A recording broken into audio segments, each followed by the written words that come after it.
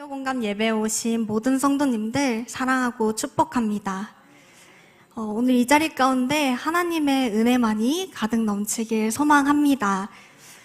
말씀 나누기 전에 다들 감사 노트 잘 쓰고 계시나요? 저도 열심히 쓰고 있는데요. 이렇게 잘 쓰고 있습니다. 제가 부임한 지 벌써 6주 차가 되었습니다.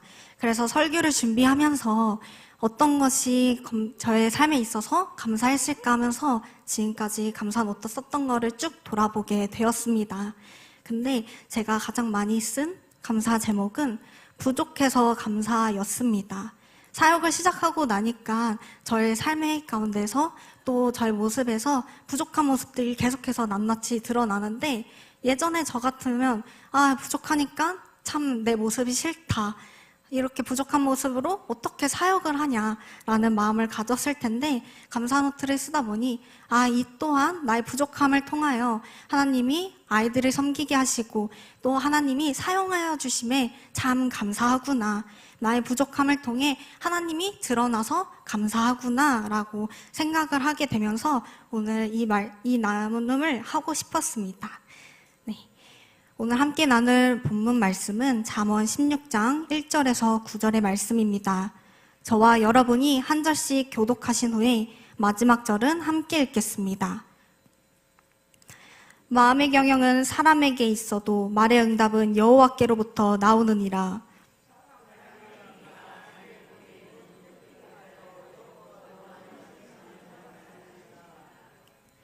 너의 행사를 여호와께 맡기라. 그리하면 내가 경영하는 것이 이루어지니라.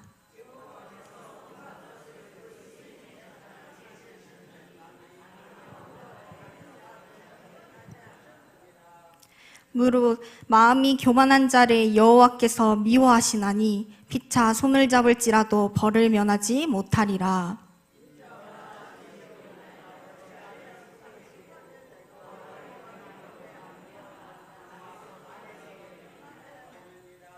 사람의 행위가 여호와를 기쁘시게 하면 그 사람의 원수라도 그와 더불어 화목하게 하시느니라.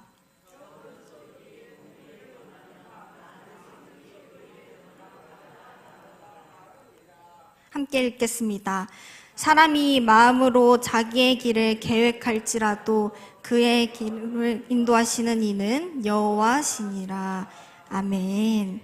이 시간 그래서 오늘도 걸어갑니다 라는 제목으로 저의 삶을 인도하시는 하나님의 은혜를 나눠보려고 합니다.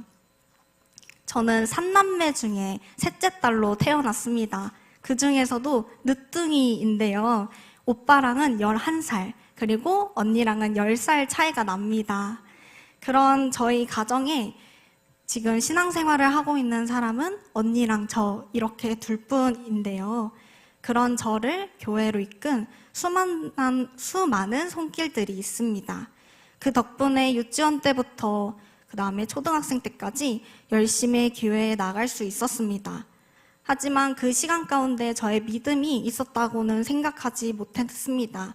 왜냐하면 저에게 교회는 그저 친구들이랑 놀러 가는 곳, 그리고 저에게 하나님은 용서하면, 잘못을 얘기하면 용서를 해주시는 분, 그리고 나의 소원을 들어주시는 분 정도로 생각했었습니다. 그래서 중학생이 되고 나서 코로나가 겹치게 되자 자연스럽게 교회에 가지 않게 되었습니다. 코로나가 풀리고 나서 공동체가 다시 회복이 되었을 때 또 이제는 세상의 눈이 이미 돌아선 상태여가지고 학원을 가거나 아니면 그 시간에 잠을 자는 것이 나에게 더 이롭다는 생각에 더 이상 교회에 가지 않게 되었습니다. 그리고 그 이후 저의 삶에는 하나님이 다시는 없을 줄 알았습니다. 그런 저에게 하나님께서는 전혀 예상하지 못한 방법으로 만나 주시게 됩니다. 대학을 잘 가고 싶어서 안산의 모 고등학교에 진학하게 되었습니다. 그 고등학교는 특이점이 있었는데요. 일주일에 한 번은 필수적으로 예배를 드려야 한다는 것이었습니다. 입학하고 나서야 그곳이 미션 스쿨이라는 것을 알게 되었습니다. 처음에는 그 시간이 너무나도 싫었습니다. 친구들에게는 늘 채플실에 가면서 아니 이 시간에 영단어 하나라도 더 외우면은 내 성적이 올라갈 텐데 내가 이 시간을 왜 이렇게 소비해야 돼? 하며 매번 투덜거리면서 채플실로 향했던 한 사람이었습니다. 그날도 어김없이 예배를 드리기 싫어서 투덜투덜거리며 예배 자리에 나갔는데요. 근데 그날따라 저의 마음이 막 이상하게 요동쳤습니다. 막 첫사랑을 만난 것처럼 막 심장이 두근두근 되기 시작했습니다. 그래서 마음 가운데 뭐지? 이거 무슨 감정이지? 나 뭐 어디 잘생긴 사람이라도 본 건가? 라면서 저의 마음을 돌아보게 되었는데요. 그 순간 저에게 보이지 않던 것들이 보이기 시작했습니다. 어떤 영적인 것이 보였던 것이 아니라요.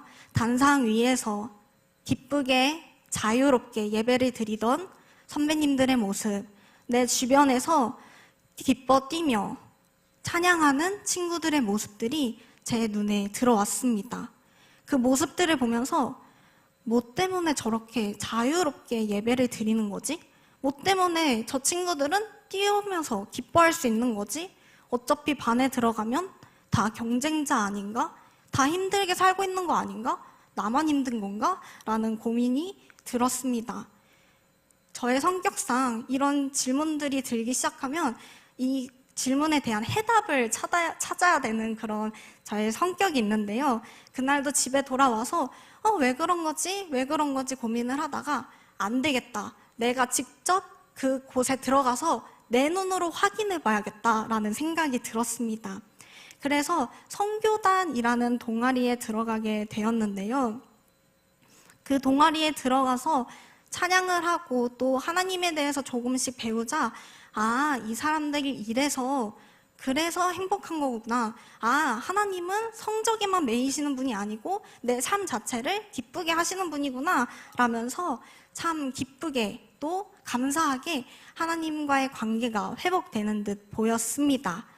정말 감사하게도 그렇게 동아리에서 시간이 흐르면서 저의 신앙과 또 저의 믿음이 조금씩 싹트이기 시작했는데요. 그렇다고 해서 저의 삶이 괜찮아지고 있었던 것은 아니었습니다.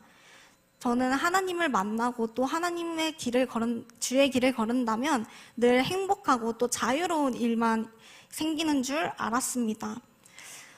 하나님과의 관계가 친해지고 있자 점점 더 가까워지고 싶어져서 이제 학교에서 비공식적인 예배들이 있을 때마다 그곳에 가게 되었는데요.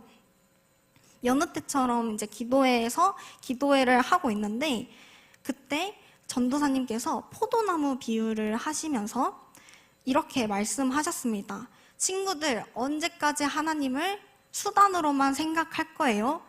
하나님이 수단이 아닙니다. 언제까지 이거 해달라 저거 해달라 그럴 거냐? 라고 이렇게 이야기를 하셨습니다. 근데 이 말을 듣자마자 제 마음 가운데 막 누군가가 가시로 막 찌르는 듯한 느낌이 들었습니다.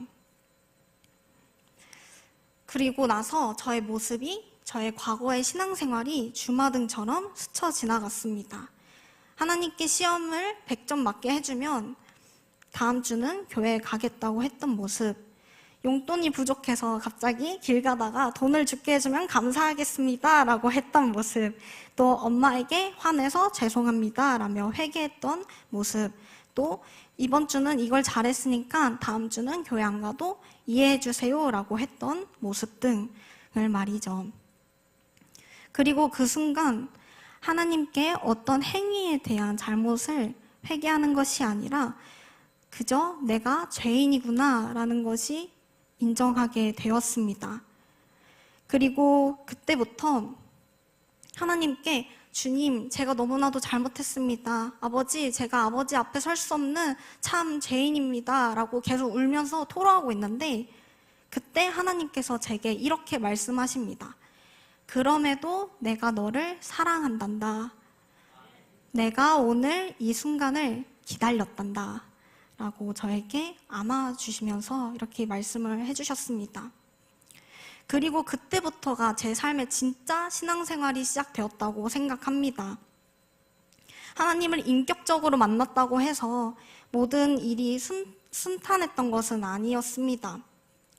한 사건으로 인해서 저의 믿음이 더 강건해지는 사건이 일어나게 되었는데요.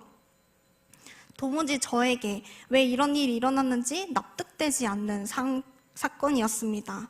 그 사건은 바로 동아리에서 억울하게 누명을 쓰게 된 일이었습니다. 누명을 쓰자 되자 주변 사람들을 저를 정죄하기 바빴고 학교 전도사님, 학교 목사님, 또 동아리 선배님들 다 저를 죄인처럼 또 너 이래서 이랬던 거야 라면서 계속 저를 몰아갔습니다. 그래서 동아리 퇴출 위기까지 맞이하게 되었습니다. 평소에 저였다면 해명하기 바쁘고 이게 아니에요. 제가 저래서 저런 거예요. 저 친구가 저랬어요. 라면서 제 편을 만들기 바빴을 텐데요. 그때 당시에는 누군가가 저의 삶 가운데 벽을 가로막는 것처럼 그 어떤 것도 할 수 없었습니다. 그 누구도 저의 이야기를 들어주려고 하지 않았습니다. 너무 억울하고 또 속상한데 사람들에게 그 얘기를 할 수 없으니 제가 찾았던 분은 하나님이었습니다.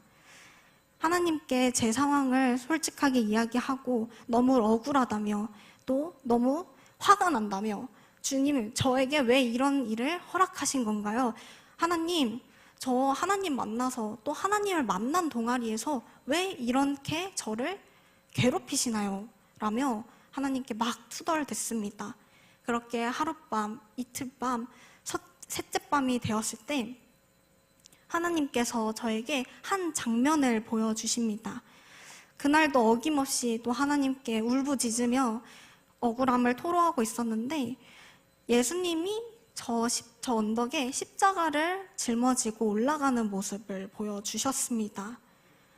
여전히 이해가 되지 않고 여전히 분노가 있었지만 하나님께서 왜 이 장면을 보여주신지 이해가 되진 않았지만 제 입술에서는 이렇게 고백을 하게 되었습니다. 주님, 이해가 되진 않지만 이 사건이 누군가에게 필요한 시간이라면 저를 사용하여 주세요. 이런 고백이 저도 제가 왜 이렇게 고백을 했는지 이해가 되지 않을 정도로 그냥 자연스럽게 흘러나왔습니다. 그러고 나서 다음날 학교를 갔는데요. 바로 풀릴 줄 알았던 상황이 여전히 똑같았습니다. 결국 상황이 점점 더 악화되고 며칠이 흐르고 그 상황 가운데 제가 사과를 함으로써 상황이 마무리가 되었는데요. 그리고 나서 시간이 훨씬 지나고 나서야 그것이 누명이었던 것이 밝혀졌습니다. 그러나 그 시간이 저에게는 참 복된 시간이었음을 고백하고 싶습니다. 하나님이 그 상황 가운데 제 삶에 분명하게 역사하셨던 것인데요. 이 상황 가운데 한 친구를 만나게 하셨습니다. 여전히 이해가 되지 않았고 나에게 이 상황이 왜 발생했는지 정말 화가 나고 억울한 그 상황 가운데 한 친구를 만나면서 주님이 나에게 이런 비전을 주시려나? 라는 생각을 하게 되었습니다. 그 사건은 한 친구랑 여름방학에 같이 학원에서 정해준 시간표대로 공부하는 프로그램에 참석하게 된 일이었는데요. 그 친구는 사실 같은 학교였지만 단 한 번도 이야기를 해본 적이 없는 친구였습니다. 말 그대로 이름만 아는 그런 친구였습니다.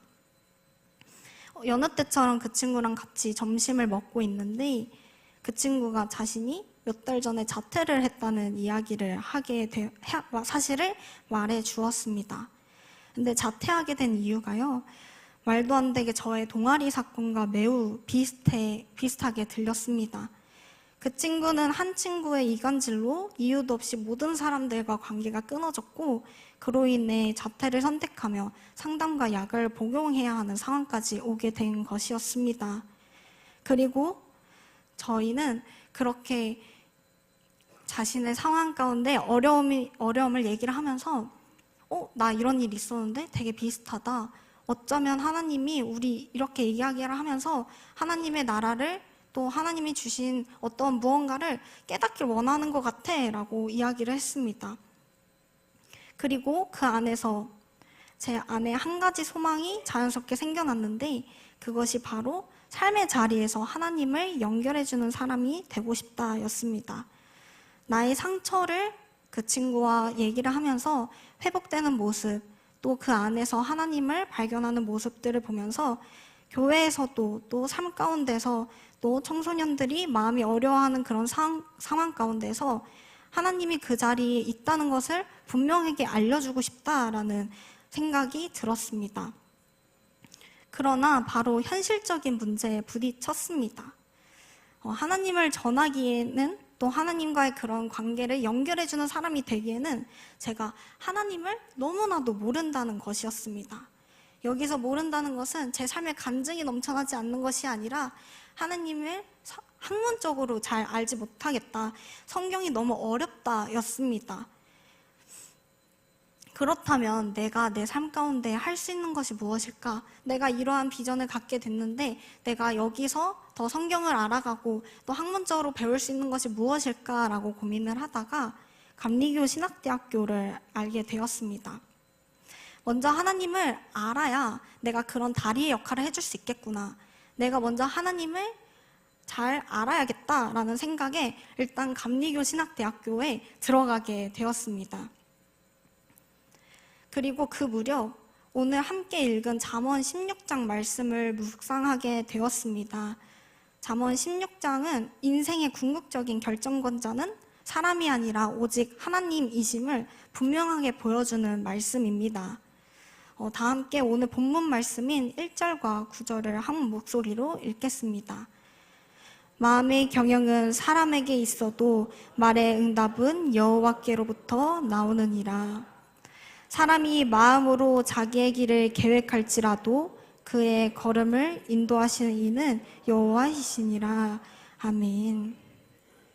처음에 이 말씀을 묵상했을 땐 머리로 맞아 하나님이 인도하시지라고 생각하면서도 막상 선택의 길에서는 이 길이 맞나?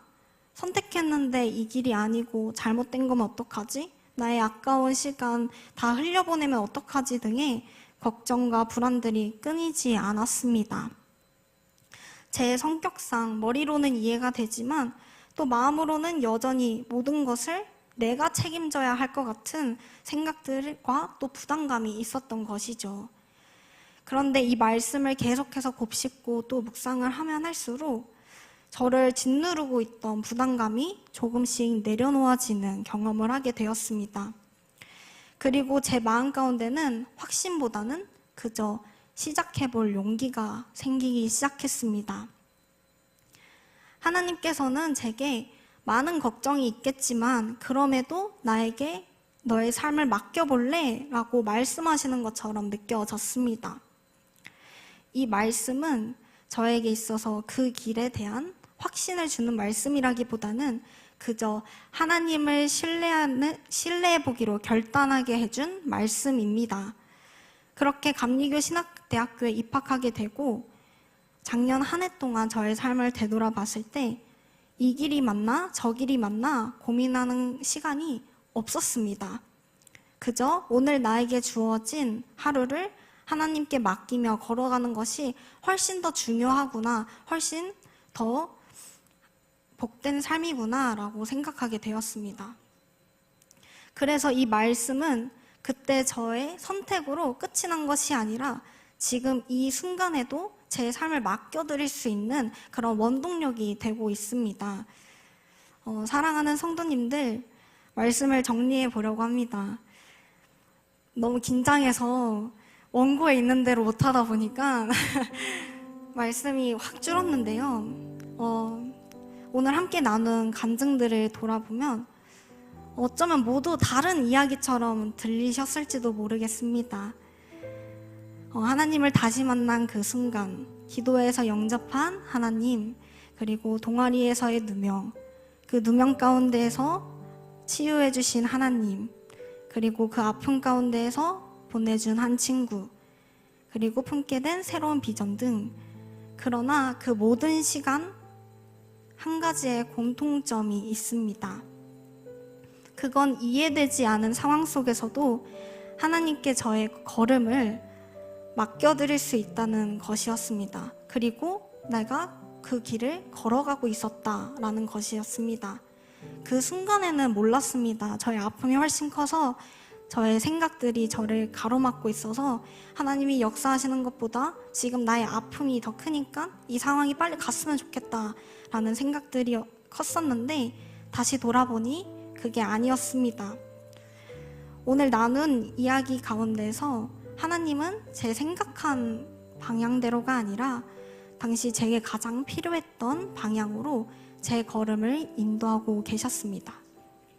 그저 저에게 내가 너의 하나님이야, 나 하나님 여호와야 라는 것을 깨닫게 해주셨습니다. 그러면서 설교를 계속해서 준비하다가 한 아이가 부모의 손을 잡고 걸어가는 모습을 보게 되었는데요.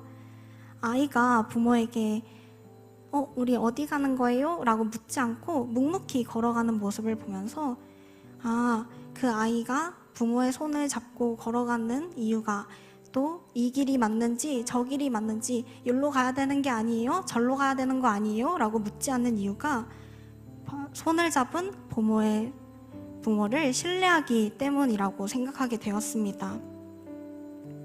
그 모습을 보면서 이것이 우리의 삶과 참 닮았다라는 생각을 하게 되었습니다. 우리는 여전히 계획하고 또 고민하지만 우리의 걸음을 인도하시는 분은 오직 하나님이십니다. 오늘 우리의 계획이 완전하지 않아도 오늘을 걸어갈 수 있는 이유는 그분이 우리의 손을 잡고 계시기 때문입니다. 혹시 이 자리 가운데 삶이 너무 버거워서 또 불안이 너무 커서 하나님을 보지 못하는 분이 계신다면 완전하신 하나님, 또 신실하신 하나님, 그 하나님께 그 삶을 다시 붙들릴 수 있는, 또 맡겨드릴 수 있는 우리 모두가 되길 소망합니다. 나보다 앞을 더 잘 보시는 하나님이시기에 하나님을 바라보며 오늘도 한 걸음씩 신뢰하며 걸어갈 수 있는 저와 여러분들이 되기를 간절히 소망합니다. 제가 잠시 기도하고 주기도문 함으로써 오늘 모든 예배 마치도록 하겠습니다. 기도하겠습니다. 사랑의 하나님, 오늘도 이렇게 귀한 하루, 또 귀한 시간 허락하심에 감사드립니다. 주님, 우리는 늘 계획하며 살아가지만 그 모든 길을 인도하시는 이는 오직 하나님이십니다. 그러나 믿음 없이 나의 힘으로 책임지려고 했던 나의 모습들을 용서해 주시고, 내가 세운 계획이 틀어지고 또 넘어질지라도 나의 삶을 붙들고 계신 하나님이 계시기에 오늘도 걸어갈 수 있음을 고백합니다. 아버지, 온전히 신뢰할 수 있는 믿음을 허락하여 주시옵소서. 가장 선하신 주님을 신뢰하며 나의 모든 것을 주님께 맡겨드립니다. 오직 아버지 홀로 영광 받아 주시옵고 내가 아버지 손을 놓지 않고 걸어갈 수 있게 하여 주시옵소서. 때로는 이해되지 않는 순간에 나의 삶이 무너져 내릴지도 모릅니다. 그러나 그 시간마저도 헛되지 않게 사용하시는 하나님의 선하심을 보게 하여 주시옵소서. 오늘의 하루도 내일의 하루도 아버지의 손길에 맡겨드립니다. 그래서 오늘도 우리가 걸어갈 수 있음을 고백합니다. 아버지, 사랑합니다. 감사합니다. 예수 그리스도의 이름으로 기도드립니다. 아멘.